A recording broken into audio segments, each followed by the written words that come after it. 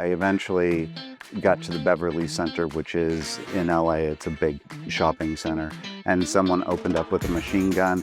I did work for Prince for several years prior to getting into this business. I switched software systems and phone systems all in the same day and just crashed. It was the biggest mistake I ever made.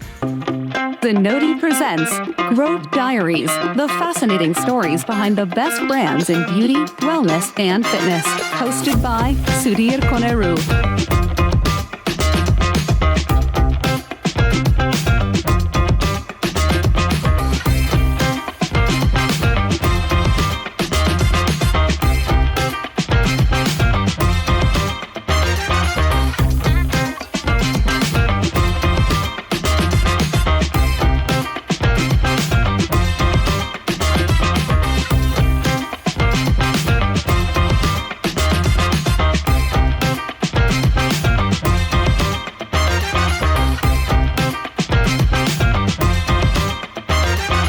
Spalon Montage has been a name synonymous with luxury, innovation, and top-tier beauty services in the Twin Cities for over 30 years. From high-end hair and skin treatments to the latest in hydrofacials and microblading, they have built an award-winning brand that goes beyond just services. It's about delivering an experience. At the core of this success is Mitchell Wherley. With a background in design, film, and hospitality, Mitchell has brought a unique perspective to the beauty and wellness space, blending creativity with business strategy to keep Spalon Montage ahead of the curve. How has he helped shape the brand into what it is today, and what's next for Spalon Montage?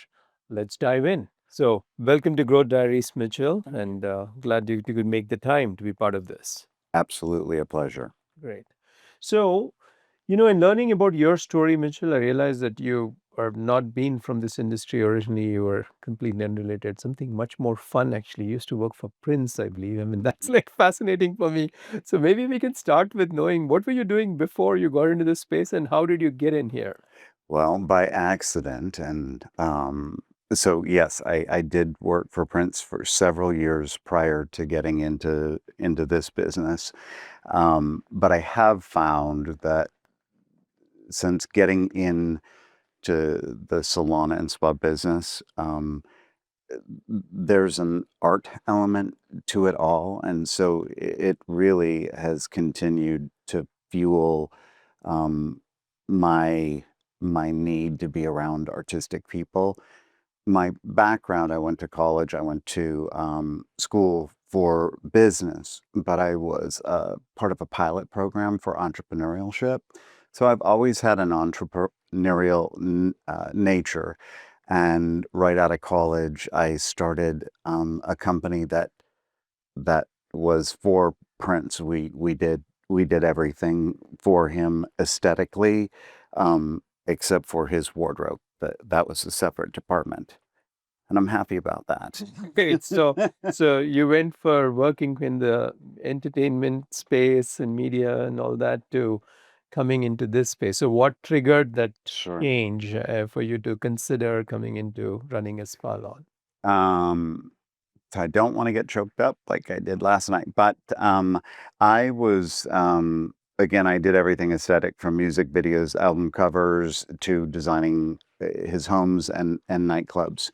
And I was sent out with a team to a project in Beverly Hills, and my plane landed right when the Rodney King verdict was read, and that shows how old I am. And I was in Simi Valley at that time, Okay. at my mom and dad's place. So. Okay, all right. It was life-changing for me because the city was on fire. I had 2 weeks to completely take a beautiful mansion and change it to his aesthetic. We couldn't get around anywhere, but I eventually got to the Beverly Center, which is in LA. It's a big shopping center, and someone opened up with a machine gun. It was like George Floyd all over again kind of thing. And I realized that while I was born in Los Angeles. I moved away when I was just a baby, and that I didn't want to be exposed to that craziness and the nonsense, and I needed a break. So come back to Minneapolis eventually, and my mother had been retired from the healthcare industry, and she was a client at this place called Spalon, and I had said to her, we should really go into business together. I don't know what I'm going to do. I'm going to take a couple weeks off. I'm not going to travel. I know you're retired, but think about it. Within about 2 days, um, she reached out and said, I was just in getting my hair done because she did everything there. And my stylist said, you should buy this place. And so my mom spoke with me about it, and we looked at it. I was somewhat interested, like a salon. I know nothing about that, but we looked at the numbers. We walked away 3 times because really they had nothing to sell. They were in bankruptcy, but just didn't know it. At that time, there were 23 team members, um, that included technical and admin. Um, and fortunately or unfortunately, we worked out a deal where I paid some back taxes, and they went on their way, and that's how I got involved. Great. And originally, Sudhir, I thought that, okay, this is like something permanent where I go to work every day, but I'll still go back to entertainment for the real good jobs that I had passion about. But I recognized really early on that these were artists, and there was this similarity that just really fueled me, that I was getting my fix working around creative people just like I was doing music videos. So Great. yeah. So that stylist who recommended to your mom to buy should have gotten a commission for it. But anyway. Or we should tar and feather him. I don't know. So you went from having 23 employees to today knocking on almost 400 employees in Yep. terms of size of the business. And clearly, of course, you thought it was going to be a sideshow, but it became It became fairly, the only show for me. yeah. Yeah.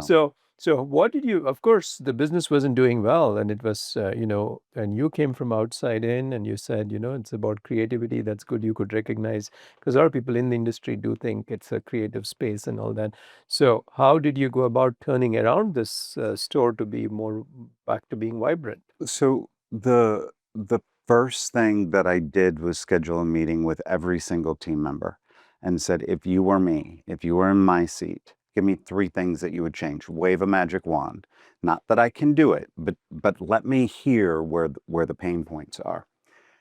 And that was so helpful because some of the stuff, yeah, I had to infuse money, but other things were just a small tweak here and there. So I really think that, and just to preface, the team there was amazing. They were already amazing, so that was great, and technically talented. They had been recruited for this hybrid day spa salon from kind of top places. So the 13 or 14 technical people that were still left there when I got there, they were really good. Um, so just listening to their wish list, getting back to them a week later, letting them know what I could do right now, what I could do in a week, what I could do in a month, and things that we're not going to do exactly like that. I think they started to trust and feel like they were a part of something that wasn't failing like it had been before. Oh, cool. So that's interesting. It's always true that many entrepreneurs don't listen to others and they think they know it, but listening to your staff and the people who are closest to the problem is is is a good way to get to know. I think it was the only way for me. Yeah. So Because that's I didn't great. know. So that's great. That got you started. But then, of course, this was this was a different environment, and then you had to reset the culture of the company. So, what kind of steps did you take to make sure these staff felt valued and be part of, Yeah. something you were going to build out? One of the things that I did right away is I found a mentor. His name is Rick Goldberg. He has passed away, unfortunately, too early. But he was the sole distributor for the Aveda product line in my neck of the woods. Um, and asked him if he would facilitate a 3-day uh, session with the existing team. And we spent 3 days building a living, breathing mission statement that truly brought about blood, tears, rage, brought every emotion. And by the end of it, we were all enrolled in what we wanted to be. And it's funny because I think probably about 15, maybe 10, 15 years ago, I revisited the mission statement. Like, is it relevant? Is it current? Excuse me. Do we need to change anything? Does it appeal to the younger people that we have coming up? We didn't change a thing. We found it to be, spot on. Well, that's very interesting because most of the time people invest in mission statements much, much later when they have so you invested Yeah. very early. So you were particular about saying we are going to get aligned and on Right. what we are about. So, Right. We really had to figure it out. I mean, in Minnesota, because of Aveda and Horst, and we're a little bit known for hair. The Aveda Institute is one of the best in the country, and so there's lots of great competition. So we needed to figure out what are our points of difference.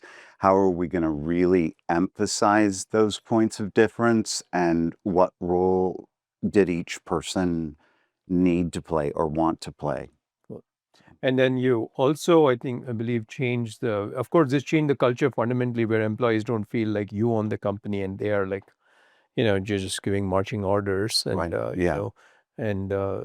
so that made them be part of the whole process. Yeah, absolutely. I mean, for like now, I have an office that's not in the salons, but that's only been probably since COVID. I was still going into the stores on a daily basis, and I'm not going to ask anybody to do anything that I'm not willing to do or doing on a daily basis. So Great, for great. sure.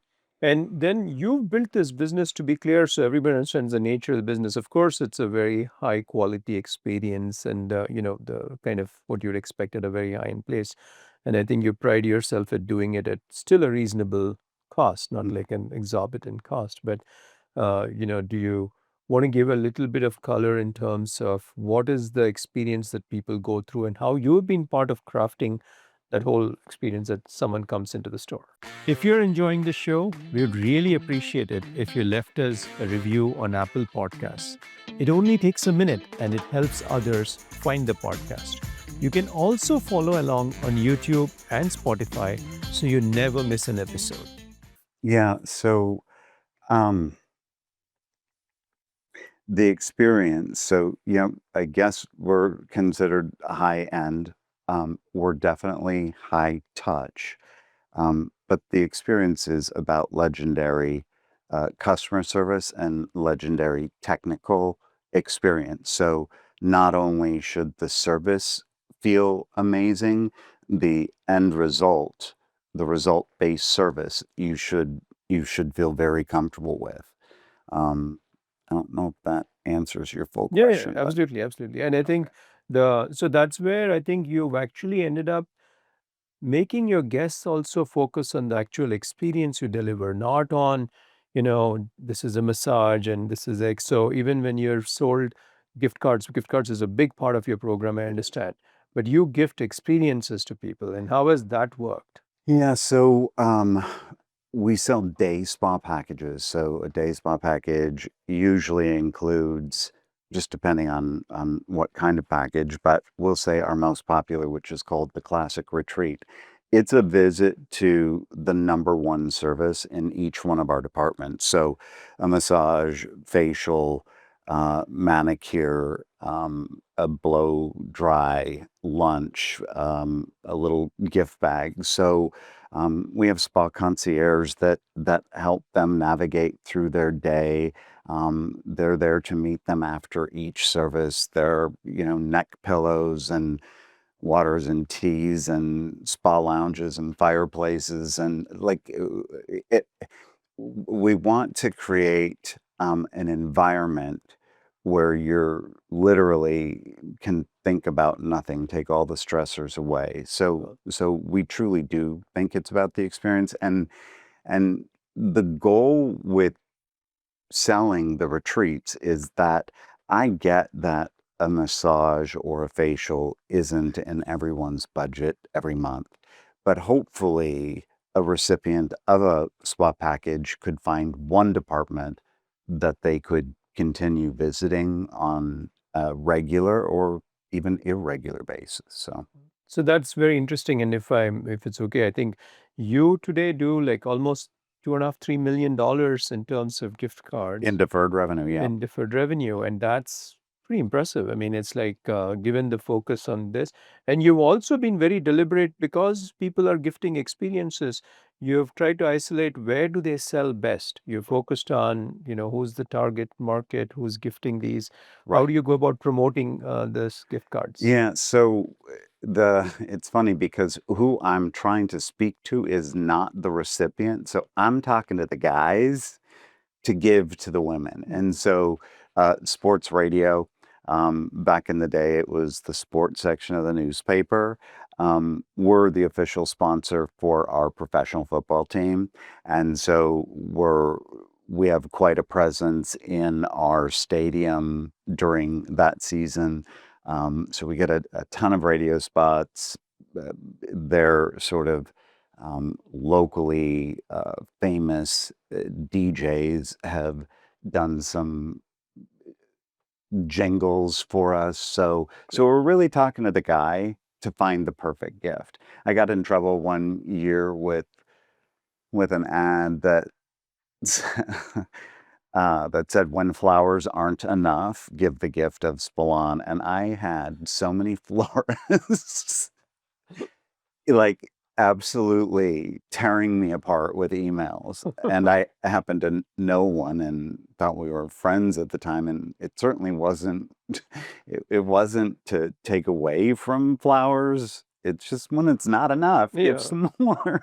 No, The but flowers end. No, but that's excellent strategy. I mean, people Yeah. should learn from it, which is if you're running a spa and a salon combination, and you're trying to run a gifting program, focusing on men and focusing on where do you reach them, and most spas are not going to think about a football team as a source of sponsorship or any kind of advertising.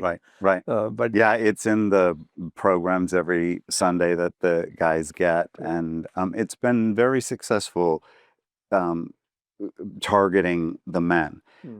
Targeting the women, I feel like that's a bit more difficult. I feel like women's allies are their trusted friends, yeah, and yeah, it's a word of mouth thing. yeah, And so I'm fortunate that we do good work because we get that business as well. yeah. But when it comes to the gift giving, the package giving, it's coming from the guys, and they're lined out the door every holiday. So Great, great. And I think it's very important that even we see from a data perspective that gift cards, when people have them, like a good percent of them are used by new guests, like first time visitors. In your case, given these are experiences, it's even more high. yeah. And I love your strategy of saying, let's expose them to 4 departments, and maybe one of them will click and they're going to become a regular customer. Hopefully, yeah. And Yeah. that's And beautiful. I truly believe that's how we built the client base Yeah. and were able to grow because we were all so invested in the success of this little company, and we gave our all, and I just hope and pray that continues, that the team is invested enough at that kind of level where every bit of your day is about servicing someone. I know I was put on this earth as a servant, and that's what I excel at. So I hope it continues. It's important to me. That's nice. I mean, to hear you say you're very present to the fact around service and delivering excellent service, and it's innate to you. Yeah. Building these great experiences in the store, having a great gift card kind of program, those itself made your business take off and do well. It's not just, you know, lots of marketing and lots of strategies. When you do the basics right, have a great product and have the commitment to service and this gift card, because I am a big advocate of gift cards for the industry. I keep telling everyone, look, guys, we are finding that there are some businesses which kill it when it comes to how they're building their business with gift cards. Yeah. So, Yeah. I mean, when I got into it, I was, probably around the second year when literally we had lines out the door. It was like, wow, look at what we did. I mean, but yeah, gift card business is amazing, and I know that there are companies out there that look for that breakage point in gift cards. I don't want the breakage. yeah. I want them to use it. Yes. I truly want everyone to use their gift cards because we want to see new guests all the time. Great. So then, as you kept, of course, can you expand on, you had only one store, bought a Yeah. smaller store, and how you made it into a much bigger flagship stores, and how did you go about expanding? Oh boy, probably all the wrong ways. I added my second, and so I was working with a manufacturer, and we were planning on going public and taking it nationwide, or at least regional. Taking the day spa thing, and then he was a manufacturer of a pretty well-known product line, and then it would exclusively feature his lines. And so the store I have that is on the St. Paul side of Minneapolis, St. Paul, I built from the ground up, and it was the prototype, the whole flow of everything. But at the same time, I was approached by another day spa and salon that a family that is in the hair care industry, but on the non-professional side, so on the drugstore shelf side. They had opened up a spa and salon, and they happened to hire as consultants and people to run the business the two people that started Spalon originally. And so the opportunity came up where that was up for sale, and I'm building this from the ground up. I know how to fix what's wrong in this one, but so I did it both at the same time. And I switched software systems and phone systems all in the same day and just crashed.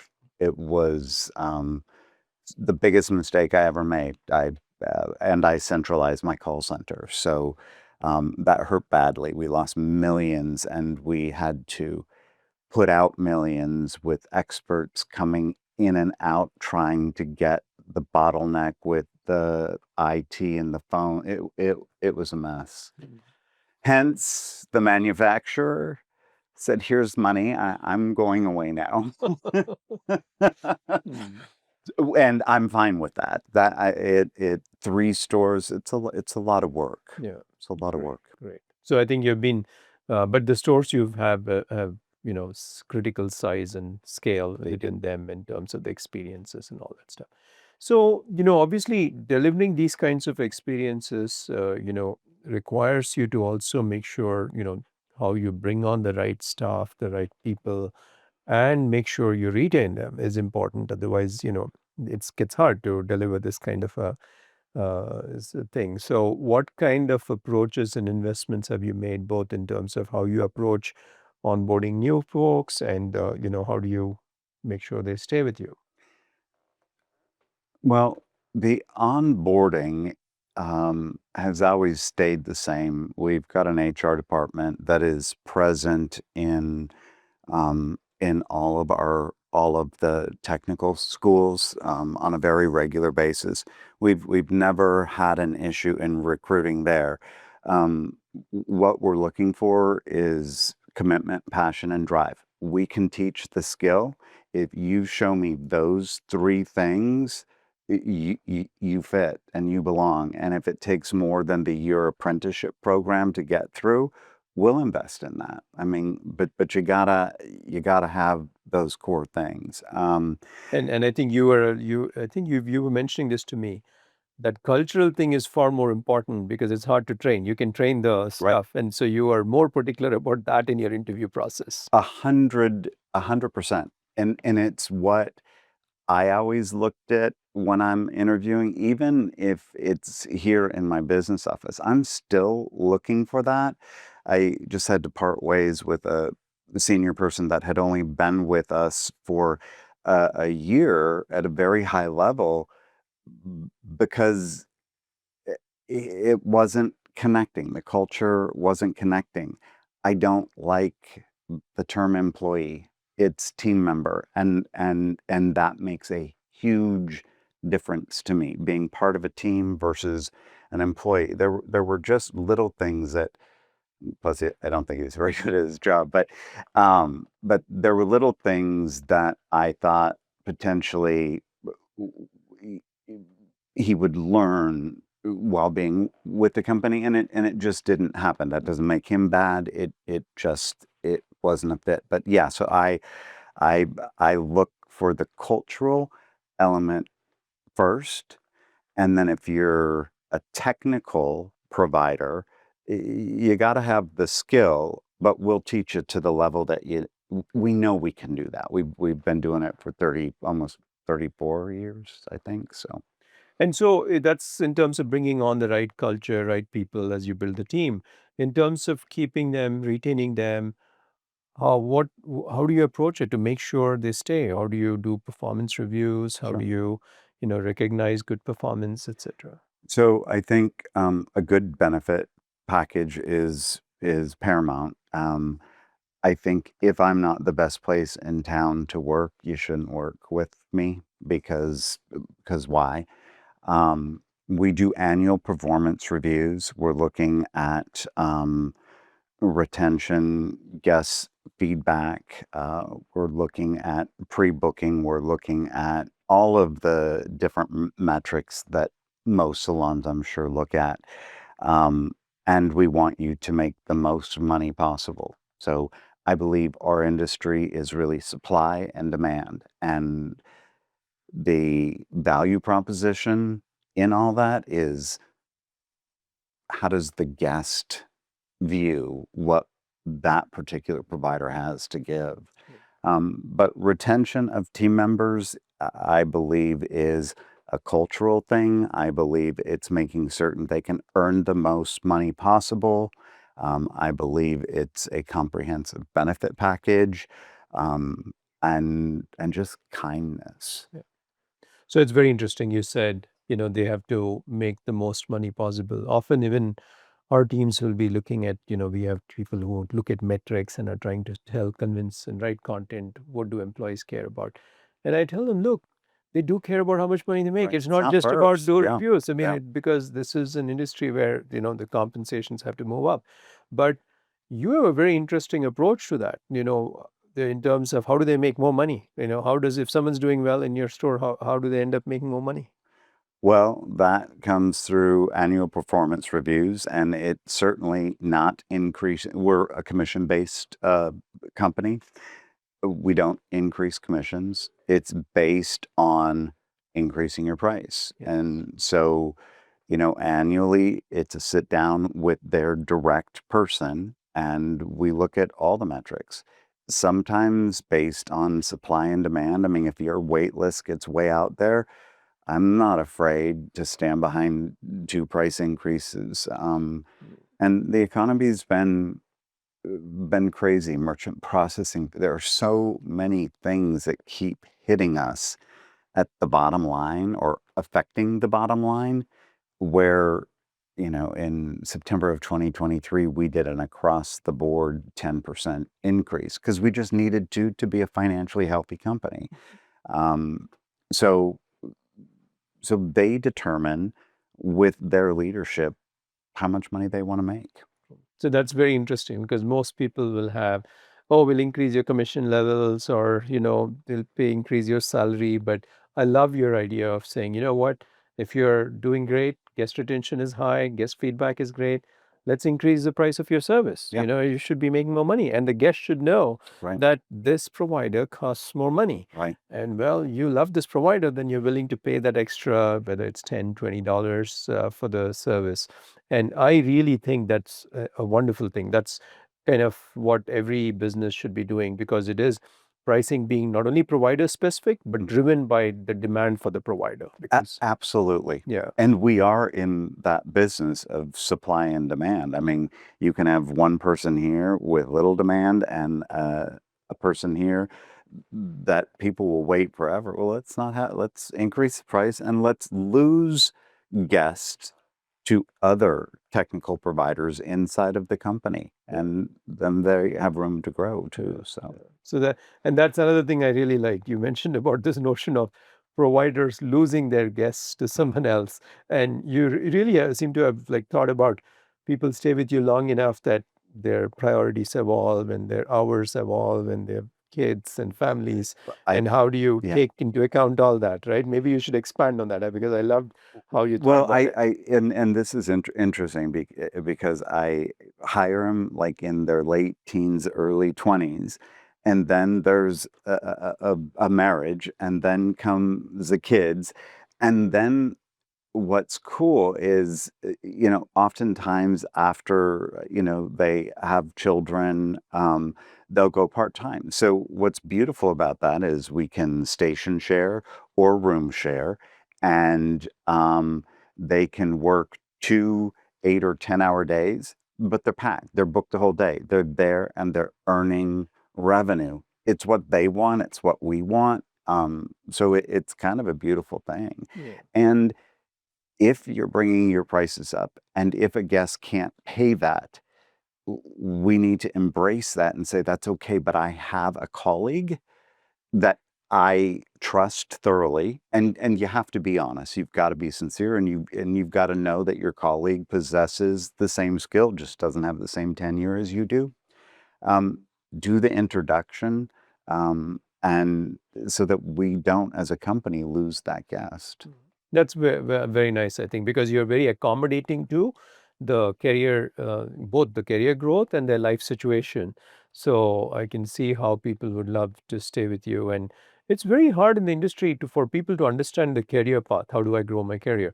But the way you have designed how they get paid and their prices go up and everything is great. And this culture of handing off clients to new people is another way to build their book so that they feel like, okay, this is a nice. Absolutely. And it's funny too, when the prices get up there real high, it's, yes, they lose guests, but all of a sudden they get an influx of new guests, people calling in saying, I want your best person. Well, best is equated to what? Well, in most people's mind, it's the top price. We Yeah. want the top price person. So yeah, it's a very odd industry in many ways. Cool. And in terms of how have you approached? I forget, by the way, but how have you approached retailing and aspects of that? How much is it a part of your business, and how do you? So it's a big part of our business. I wish it were bigger. The profit margins are greater. Um, I feel like we haven't mastered that yet. I believe our offerings are too broad. I think they need to be narrow and deeper. Um, it's been interesting with Zenoti and just in analytics and watching watching the turns of particular SKUs. And I won't go down a rabbit hole, but we're currently working on a project where we're trying to shave off sort of the danglers in each product line. And we built this report that I thought, okay, well, if it doesn't, and I thought this was a low number, if it doesn't turn 6 times in a month, it's got to go, right? Because it's just getting dusty. And I've got $1 million in products on the shelf, so like, come on, like let's get rid of stuff. So when we entered in 6 in the Dyna store, which it's a big store, they have 1,500 retail SKUs. It would have left 59 products on the shelf that turn more than 6 times in a month. I was devastated. So I'm like, 5? No, 4. At 4, about 200 products would stay. So we're learning, and I don't want to be a concept store because I don't think one size fits all. But I also don't need 5 dry shampoos and 5 creams for oily skin. So But you've also done online retail as well, and that's been a part of your business. But many people would imagine doing online is going to be a lot of work. So how do you approach doing online retail for your guests? So we have a warehouse where we keep our inventory, and we actually do the fulfillment right here. And it's been an additional revenue stream. We started in 2020 out of necessity, and it literally it literally took off. It was pretty amazing. You can see fulfillment happening Yes, right now. I can see the package sitting there. So another area I wanted to cover was unique thing you do to drive, your growth is you do a lot of events, I understand, in your stores. Can you expand on what are these events and, how do you source them? And So, if you're referring to like events with groups of people, okay. So it happened by accident where someone wanted to rent out the spa/salon, and it wasn't just a one-off. So what we do is, bridal parties, different types of events. We have big corporations that like to rent out the space, and they'll give either a budget amount, or they'll send out, we'll help them with this, but send out an email with, pick one thing from this category, 2 from here. It's been great because for the technical providers, there's that guaranteed gratuity that we require when it's a large group. We try and do most events before or after hours. It's difficult because we're open 7 days a week, so I don't know where you find those hours, but if it's 6 p.m. on a Friday or Saturday, it works well. Because it is hard to host an event that has catering and beverage with just the general public there. It's like, okay, that's not for you, but it's a great addition. And we would also, back in the day, go to the HR departments of these big corporations that we have in Minneapolis and St. Paul, and asked to be in their weekly newsletter to, like, we'll go on property and sell gift cards 1 day a week, or host, have them inquire, let them know that we do events and things like that.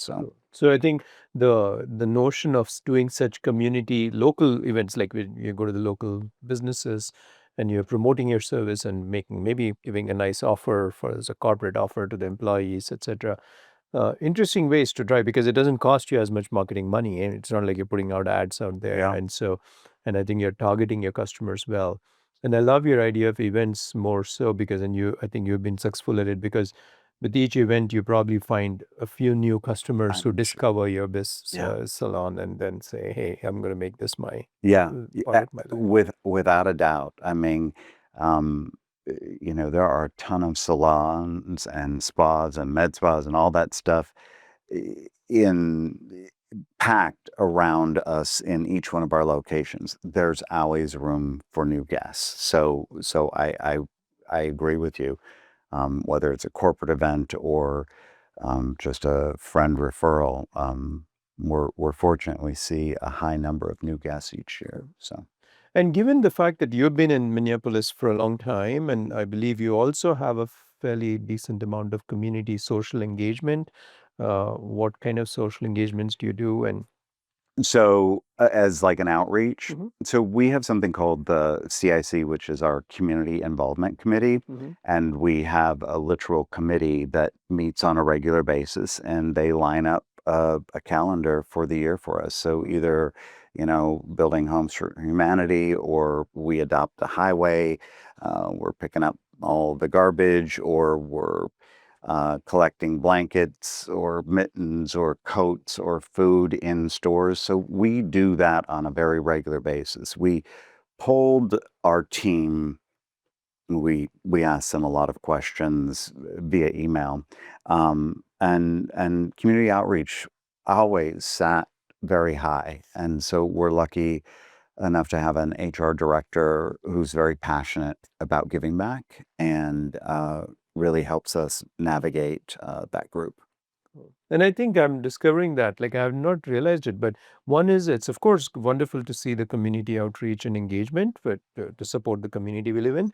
But I also think it builds goodwill with your customers when they know, and they're also part of that outreach. They're also, like you said, they may drop off something, and you know Exactly. that you're trying different things. It's not just the same old thing every time you come in saying, "Do you want to add 5% to this community?" It's like it's changing, and the business is Right. And whenever we can involve them, like if it's a food drive or blankets or mittens, we do. I don't ask them to come clean the highway with me, yeah. but whenever we can include them, it sends a loud message. It makes the high price maybe not feel so bad because they know that we're out there doing good stuff as well. Yeah. So, Great, great. So if I had to ask you, in a simple sentence or two, why should someone choose Spalon and visit you? oh wow, why is that tough for me to answer? I think.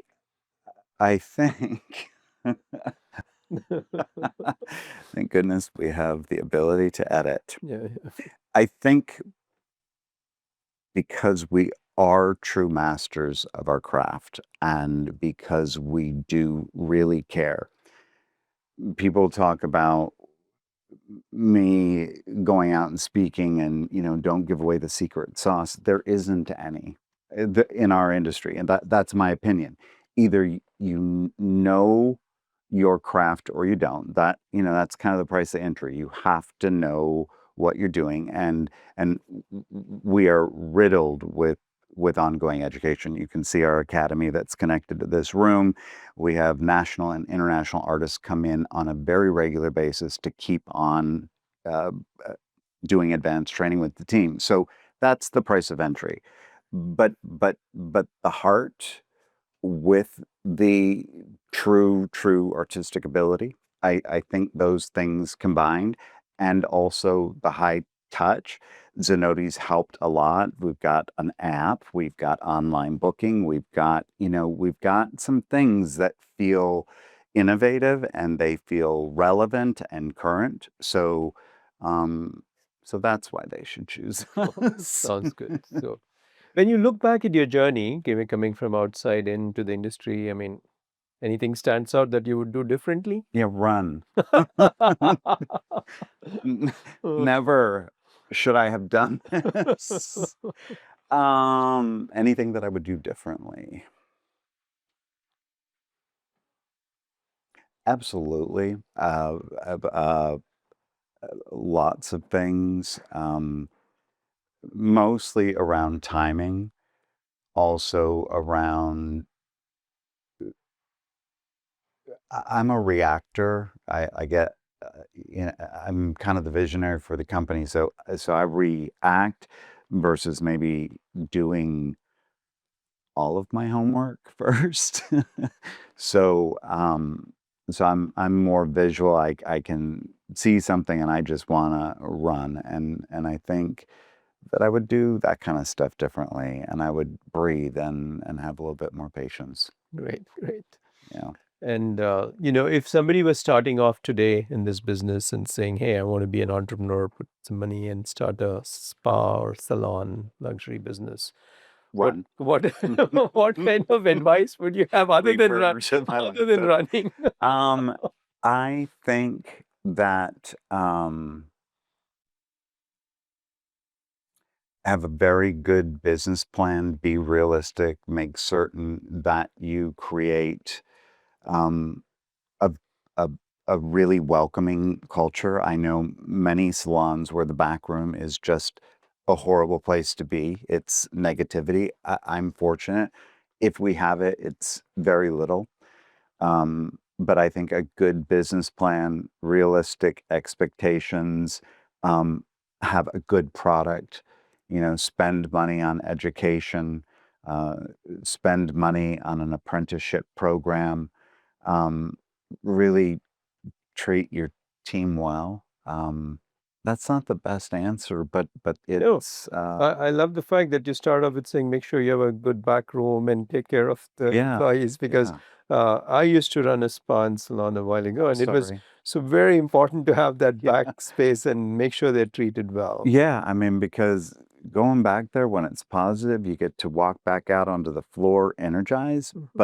But a lot of places you go back there and you just get sucked in, and I don't like that. I that doesn't work for me. Did you want to? I have heard questions like, what kind of which company do you admire most, or book, or things like that? Would you want me to go into? Um, I saw that on the outline, and Not all of them are mandatory, just objective okay. questions. Um, Just have. uh, it wouldn't be a company, rather it would be an industry, and it would be tech. It would be, um, just how technology has found its way into a business like mine, where we're literally licensed by our state to touch human beings. And who would have thought that technology could come in and help so much? So, um, I was going to say Apple because of innovation and all that stuff, but truly, it's just technology in general. And I don't know it. My assistant, like if I, yeah, like I have to call her for my passcodes.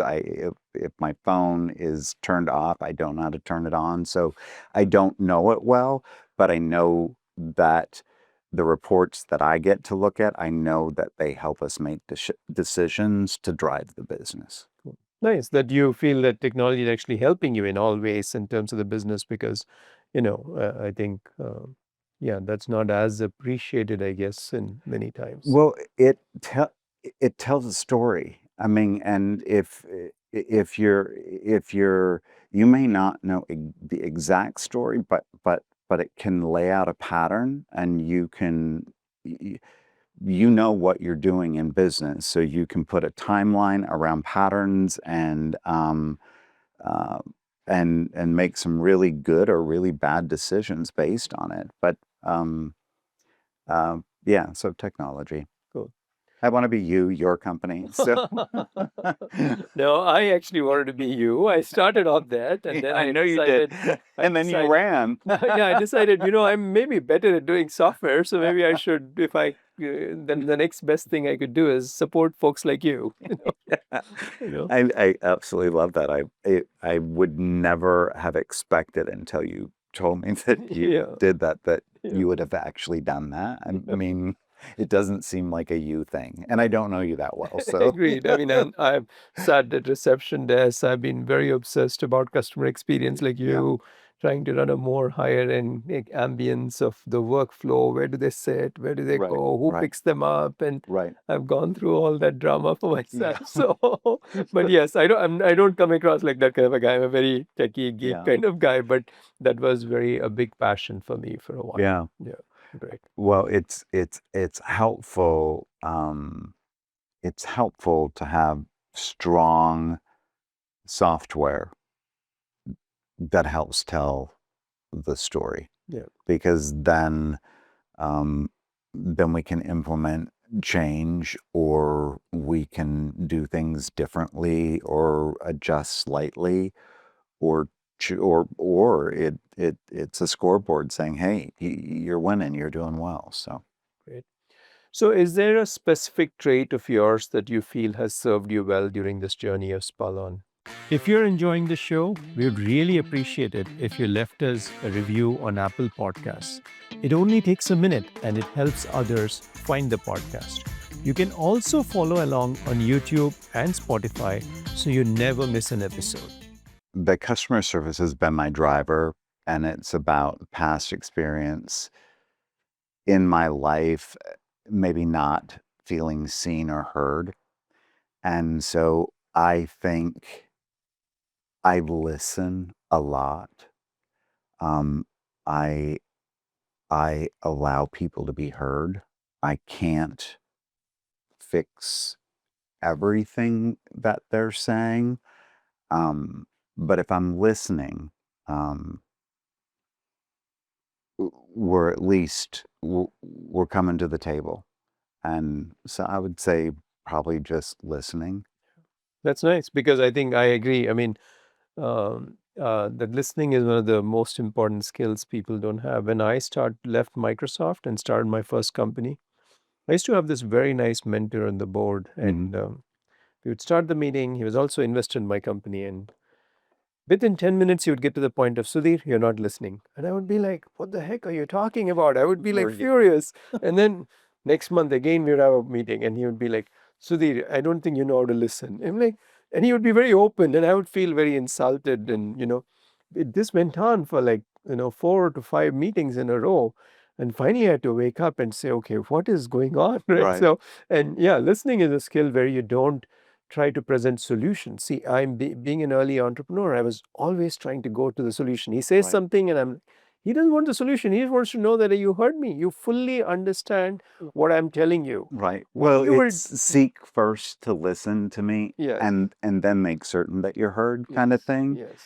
I have to fight myself back too And- with that same thing. And as I have done these interviews, I've consistently found good entrepreneurs are great listeners. Like you started off with the example of saying, let me listen to the people who work here and see what they would tell me, right? And just listen. Don't try to solve immediately. You can come back to solving later, but listen and absorb. Yeah. And Yeah. so, yeah, that's great advice for everyone. I'm glad you said that because I'm also a firm believer that so many people don't know how to listen. So, Yeah.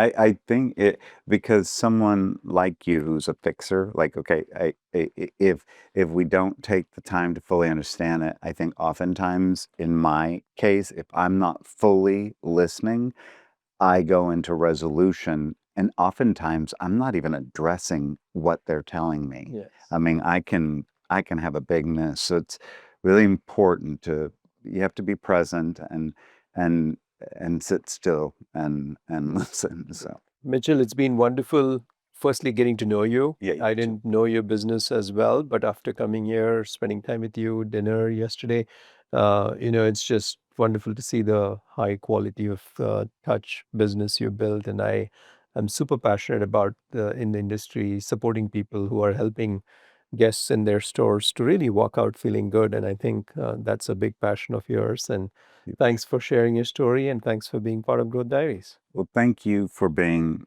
interested enough to take the time. And also, as I said to you last night, thanks for inviting me to the table. It's truly an honor. So thank you. Growth Diaries is brought to you by Zenoti.